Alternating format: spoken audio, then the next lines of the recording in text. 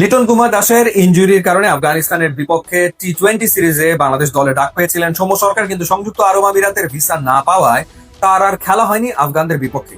এরপর ঘরের মাটিতে ওয়েস্ট ইন্ডিজের বিপক্ষে ওয়ানডে স্কোয়াডে তিনি ডাক পান এবং সেই সিরিজের 3 ম্যাচে তিনি একাদশে ছিলেন। দুটো দুর্দান্ত ইনিংস তিনি খেলেন, এর ভেতরে একটা ছিল 86 বলে 91 রানের ইনিংস, অল্পের জন্য সেঞ্চুরি মিস করেন তিনি, এবং আর একটা ছিল 89 বলে 45 রানের ইনিংস, এবং 3 ইনিংসে তিনি 140 রান করেন। নিশ্চয়ই সেই উইকেটের কথা আপনাদের খেয়াল আছে।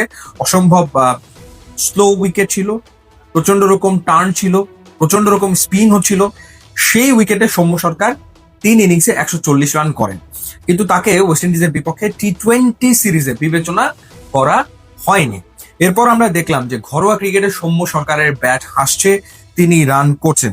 একটা ম্যাচে তিনি 92 এবং 71 রানের ইনিংস খেললেন খুলনা ডিভিশনের হয়ে চট্টগ্রামের বিপক্ষে, এবং এই মাত্র কয়েকটা দিন আগে তিনি 186 রানের একটা ইনিংস খেলেছেন খুলনার হয়ে ময়মনসিংহের বিপক্ষে।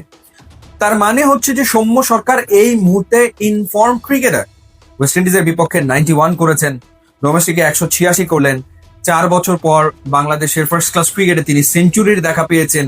এর আগে বোথ ইনিংসে তিনি হাফ সেঞ্চুরি করেছেন, যার ভেতরে একটা ছিল 90+, অর্থাৎ 92 করেছিলেন, আর একটা 71। সো সেই ইনফর্ম সৌম্য সরকারকে বিবেচনা করা হলো না আয়ারল্যান্ডের বিপক্ষে 3 ম্যাচের টি-20 সিরিজের জন্য। অথচ যেই স্কোয়াড নির্বাচকরা দিলেন, সেই স্কোয়াডে তারা রাখলেন 4 জন উইকেট কিপারকে। লিটন কুমার দাস ক্যাপ্টেন, তিনি তো রয়েছেন, তিনি তো উইকেট কিপিং করেন। এরপর জাকের আলী অনিক তিনি রয়েছেন, নুরুল হাসান সোহান রয়েছেন, এবং মাহিদুল অঙ্কন তিনিও আসলে উইকেট কিপার ব্যাটার। সো 15 জনের যে স্কোয়াড, সেই স্কোয়াডের ভিতরে 4 জন উইকেট কিপার ব্যাটারকে নির্বাচকরা রেখেছেন। কেন, কি কারণে? লিটন কুমার দাস নিশ্চিতভাবে ক্যাপ্টেন, তিনি থাকবেন, তিনি উইকেট কিপিং করবেন। তো সেই ক্ষেত্রে এই যে বাকি 3 জন, তারা তো মূলত ব্যাটার হিসেবেই খেলবে। সো মূলত যদি তারা ব্যাটার হিসেবে খেলে, এই মুহূর্তে ইনফর্ম কে, রানের ভেতরে থাকা ক্রিকেটার কে? জাকের আলী অনিক, মাহিদুল অঙ্কন, নুরুল হাসান সোহান, নাকি সৌম্য সরকার? কে আসলে? তো কেন, কি কারণে এই বিবেচনা করা হলো সেটা আসলে বোধগম্য হচ্ছে না।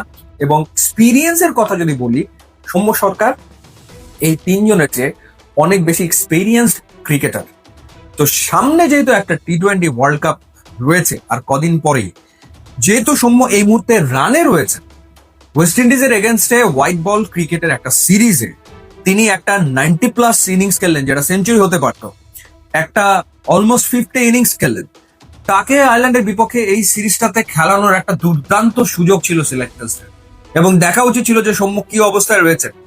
সৌম্য যেভাবে ইনফর্ম রানে রয়েছেন, তিনি যদি এই সিরিজে রান পেতেন, তাহলে ডেফিনেটলি মানে একটা হাই হোপ নিয়ে তিনি ওয়ার্ল্ড কাপে যেতে পারতেন, বা বাংলাদেশও বেটার কিছু এক্সপেক্ট করতে পারতো। সেখানে অফ ফর্ম ক্রিকেটার, যাদের দলে টিকে থাকা নিয়েই কথা হচ্ছে যে আদৌ তারা দলে টিকে থাকবে কিনা, তাদের ওপরে আস্থা রাখলেন বিসিবির নির্বাচক। এই হচ্ছে বাস্তবতা। ইউটিউব, ইনস্টাগ্রাম লিঙ্ক আছে, আপনারা যোগ দিলে খুবই খুশি হবেন। Thanks for watching.